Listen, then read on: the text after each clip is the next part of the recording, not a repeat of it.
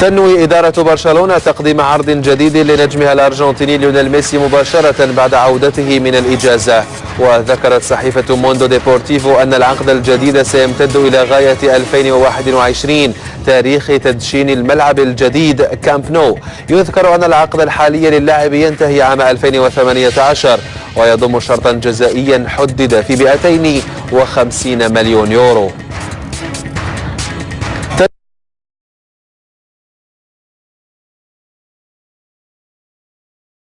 تنوي إدارة برشلونة تقديم عرض جديد لنجمها الأرجنتيني ليونيل ميسي مباشرة بعد عودته من الإجازة.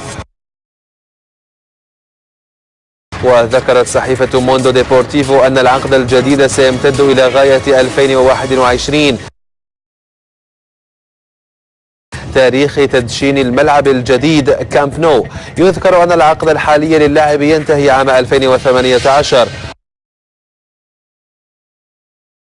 ويضم شرطا جزائيا حدد في 250 مليون يورو.